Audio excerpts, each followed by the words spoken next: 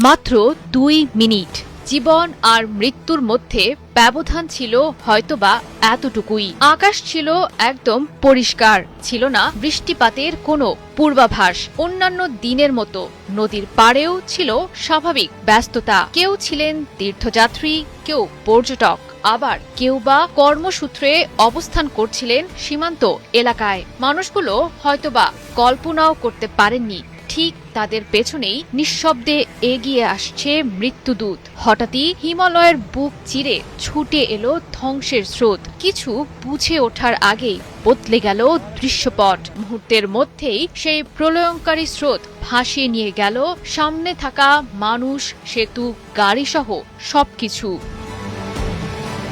নেপাল ও চীনের তিব্বত সীমান্তের গিরং বন্দর এলাকা এবং সংলগ্ন লেন্দেখোলা ও ভোটে-কোশি অঞ্চল সাক্ষী হল এ প্রলয়ের। নেপালের বিভিন্ন এলাকায় ভয়াবহ ধ্বংসযজ্ঞ চালানো প্রাণঘাতী আকস্মিক বন্যার কারণ হিসেবে হিমালয়ের উচ্চাঞ্চলে সংঘটিত বিশাল ভূমিধস ও হিমবাহ প্রবাহকে দায়ী করছেন বিজ্ঞানীরা। ঘটনার সূত্রপাত হয় পাহাড়ের একটি বিশাল অংশ ভেঙে পড়ার মধ্য দিয়ে। বিপুল পরিমাণ পাথর ও মাটি পাহাড় বেয়ে নিচে নামার সময় একটি বড় হিমবাহ বা হিমবাহের অংশে আঘাত করে। প্রচণ্ড ধাক্কায় হিমবাহটি ভেঙে পড়ে বরফের বিশাল অংশ নিচের দিকে নেমে আসে। আর এরপরই শুরু হয় ভয়াবহ বিপর্যয়। বরফ, পাথর, কাদা ও গলে যাওয়া পানি একসঙ্গে নদীতে গিয়ে পড়ে। মুহূর্তের মধ্যেই নদীতে তৈরি হওয়া প্রবল স্রোত পাহাড়ি উপত্যকা ধরে নিচে ছুটে গিয়ে ভাসিয়ে নিয়ে যায় পুরো জনপদ।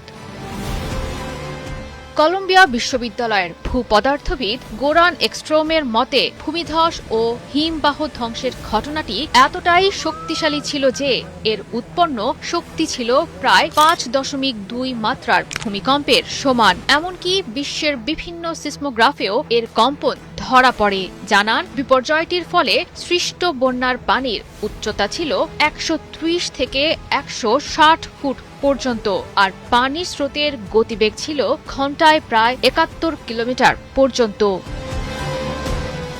নেপালের পাহাড়ি ঢল ও আকস্মিক বন্যায় এখন পর্যন্ত 160 জনের অধিক মানুষ মারা গেছেন। ধারণা করা হচ্ছে সময়ের সঙ্গে সঙ্গে মৃতের সংখ্যা আরও বৃদ্ধি পেতে পারে। এখনো নিখোঁজ আছেন 300 জনের অধিক মানুষ, যাদের মধ্যে ভারতীয়দের সংখ্যা শতাধিক। এছাড়াও সন্ধান না পাওয়া মানুষদের তালিকায় আছেন যুক্তরাষ্ট্র, যুক্তরাজ্য, মালয়েশিয়া, দক্ষিণ আফ্রিকা সহ বিভিন্ন দেশের নাগরিকরা। এছাড়াও চীনের তিব্বতের গিরং বন্দর এলাকাতেও উল্লেখযোগ্য সংখ্যক হতাহত হওয়ার পাশাপাশি নিখোঁজ আছেন।